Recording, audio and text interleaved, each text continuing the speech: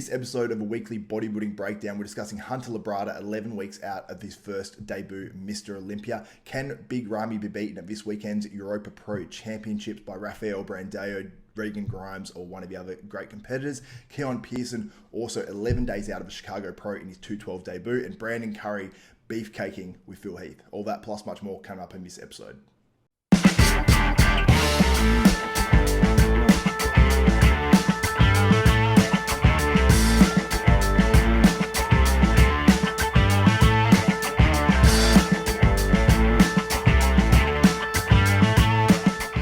Welcome back to the weekly bodybuilding breakdown. I'm Xavier Wills and I'm joined as always by my co-host Michael Galley. Mate, how you doing this week? I'm good. It's been a while. It's good to see you. It has, man. Yeah, I'm looking forward to getting back into this. We did do an episode, but I had a lot going on and we sort of decided to scrap it because it became a little bit irrelevant. But we've got plenty to talk about today and we're going to bust this out pretty quick. So Hunter Labrada, 11 weeks out of the Olympia, man, and he just sort of continues to impress with all his photos. Like, I feel like he's just on this upward trajectory that's just not going to stop unless he gets injured or something. But how impressed are you with Hunter? And I suppose, how do you think he's going to do at the Olympia? Yeah, he looks really good at the moment, mate. He seems to be coming over to Destination Dallas, which is only about 20 minutes away from me. I've yet to run into him, but it'd be pretty cool to bump into him. But nothing seems to faze him, does it? You watch his Instagram stories, he seems upbeat, ready to go. And I've definitely got him in my top 8 at the Olympia. I mean, he could move up higher, but definitely in that top 8 for sure. Yeah, and it's just so impressive. Just such a young dude. He's just had his head screwed on well. Like, when I interviewed him, he's super nice, super accommodating. Like, I'm just like, that's the sort of guy you want to be up there in bodybuilding as well, because it's just like a Brandon Curry, gives such a good name to the sport. So I'm excited to see how he does at his first Olympia. Now, Big Ramy, we saw a photo come out days ago where he sort of got criticised pretty heavily by a lot of people with this photo. I mean, his conditioning, it was a lower quality photo, so you can't tell exactly, and it's sort of like, you know, a week out where he could be depleted and whatnot as well, so you don't really know, but he doesn't look shredded. He doesn't look as impressive as he was leading up to the Arnold Classic where he placed 3rd place. But can he be beaten in this lineup? Because you've got guys like Rafael Brandao, Regan Grimes, James Hollingshead, Samson Dowder, Milan Sadek. Can any of these guys challenge Big Ramy for the win, or do you have him winning this show? That's a good lineup, those guys you called out there. And there's some quality competitors there. But I don't see... And Lucas Ozdil. That's right, yeah. So you've got 7 really top-level competitors there. Yeah. I don't see him getting beat purely because of that size factor. Although in those photos, he didn't look the same size as Ramy usually does. I mean, he's still massive. But you've got to remember, he's a top 6 Olympian. Every time he's done the Olympia, he's always been in that top 6. So I don't see any of these guys beating Ramy. And a couple of them will be better conditioned, but I think Ramy's size that'll take him. Yeah, and do you remember when Kai Green came in really off at the Olympia, and I think he slipped to about 7th, and he was one of the top guys at that stage. He was a top 3 sort of bodybuilder, and he slipped to 7th. I mean, if Ramy just say is in the same sort of conditioning where he would be, you know, he would slip to a 7th in the Olympia or whatever, that's still good enough to beat probably every guy in this lineup, unless you think one of these guys is probably like a top 7 guy in the Olympia. I think that's the way you sort of maybe have to look at it. I know it's the Olympia and it's judged differently, and it's more of a bigger man show possibly, but I think Ramy would have to be considerably off to be beaten here just because of the pure size factor. And, you know, the guys that are challenging him, you've got Rafael Brandao and you've got Regan Grimes, which are 2 names that have been thrown out there a lot, you know, obviously because of their social presence, and we've got great shaped physiques as well. But I just don't know if those guys have the size, unless, you know, like a Rafael just totally out-conditions him, comes in with enough size to sort of hang somewhat, then maybe I could see it happening, but I think it's very unlikely. I'm saying I'm 90% sure, 85% sure Ramy wins this, even based off the photos we have seen. Yeah, I 100% agree with you on that one.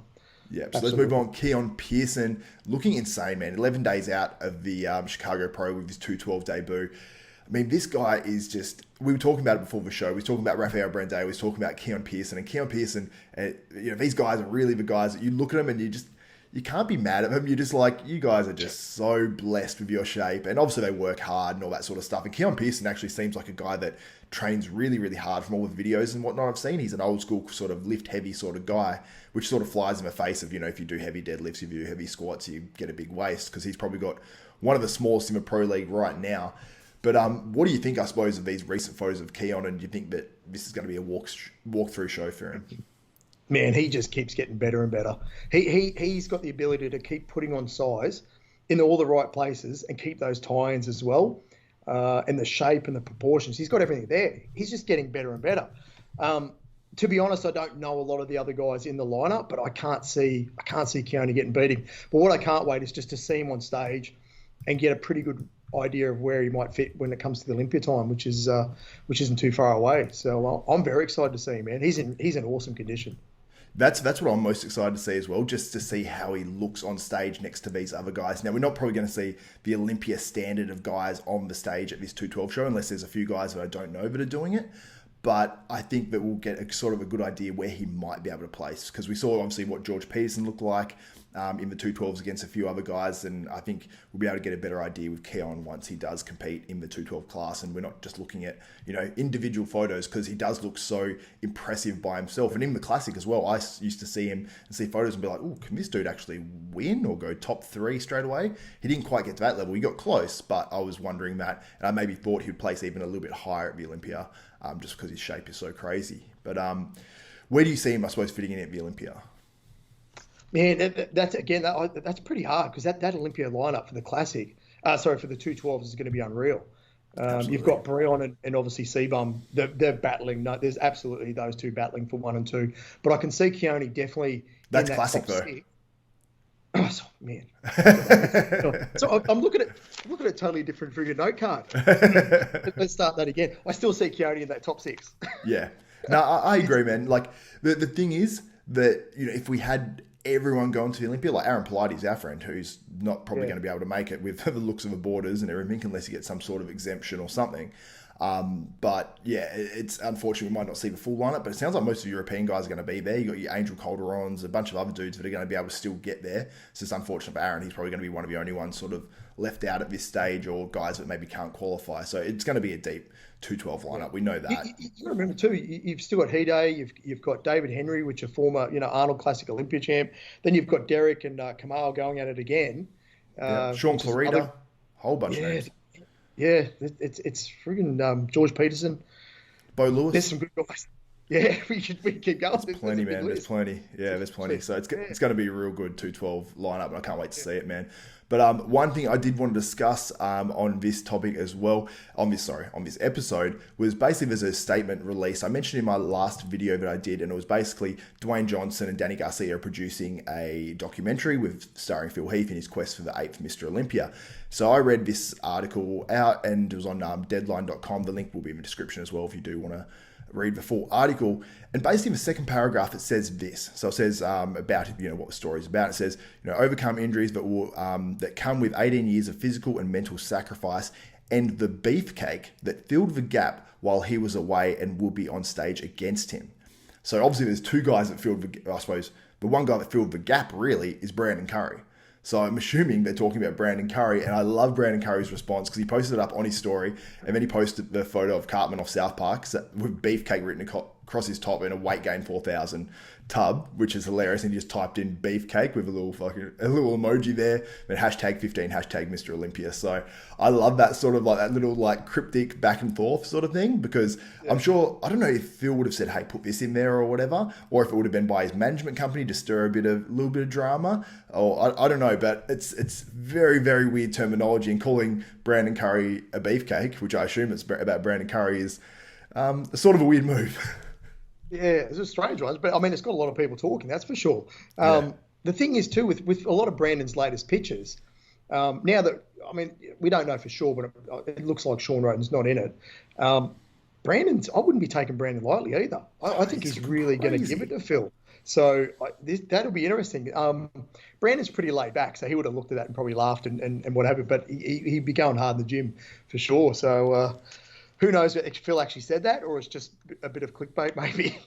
Yeah, possibly. Maybe it was just they put it in the article, this will stir a bit of excitement towards the Olympia, or maybe it's who knows, they might be talking behind the scenes or whatever. But I've actually talked to Brad, and hopefully I'm actually able to get him on for an interview very soon, and hopefully we can sort of get some content and some footage of him training. So that would be ideal for the channel. But I can't wait to actually discuss this with him, hopefully in an interview. So, mate, That's it for another episode of Weekly. Just quickly, Sorry? I'll just give you my top 5 because you're going to do Oh, yours yes, tomorrow. sorry, yes. Top 5 for Europa Pro. Sorry, I was had 2 meant to get different that. top 5s. I'm going to go with my initial top 5 that I wrote up yesterday.